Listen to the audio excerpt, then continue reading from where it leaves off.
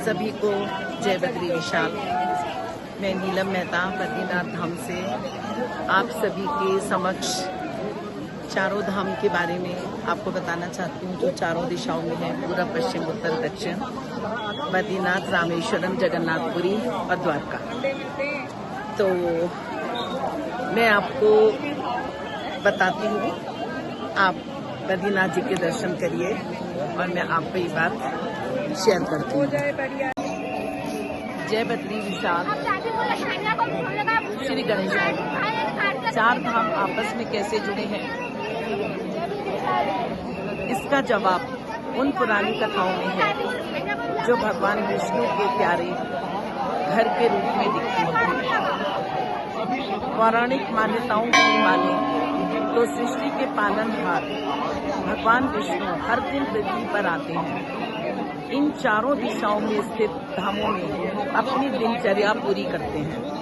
इसकी शुरुआत दक्षिण के रामेश्वरम धाम से होती है, जहां भगवान पवित्र जल में स्नान करते हैं और स्नान के बाद भगवान विष्णु उत्तर दिशा की तरफ चलते हैं। हिमालय की बर्फीली वादियों में बद्रीनाथ धाम पहुंचते हैं।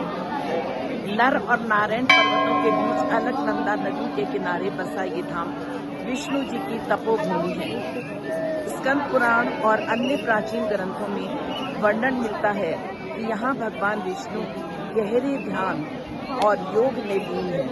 इसलिए बद्रीनाथ धाम को धरती का वैकुंठ भी कहा गया है।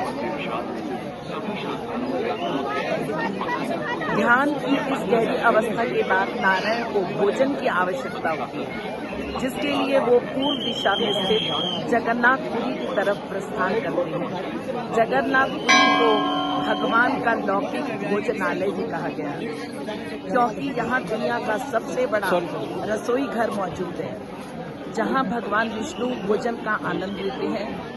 दिन भर की पूरी दुनिया का ख्याल रखने के बाद विश्राम के लिए पश्चिम दिशा में स्थित स्वर्ण नगरी द्वारका पहुंचते हैं। द्वारका का अर्थ ये है मोक्ष का दरवाजा, जहां दिन भर के कार्य के बाद भगवान शयन करते हैं। ये पूरी यात्रा केवल 4 अलग अलग मंदिरों को, धामों को देखना ही नहीं, बल्कि भगवान विष्णु के साथ उनके पूरे दिव्य चक्र को जीने का एक अनूठा अनुभव है। आदि शंकराचार्य जी ने इन 4 जगहों को इसलिए चुना ताकि हम इंसान के इस दिव्य अनुशासन का हिस्सा बन सके।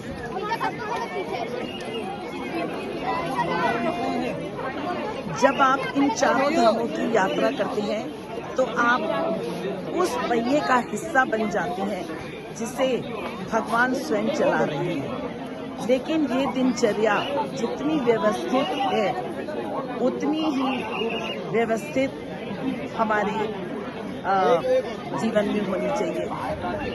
और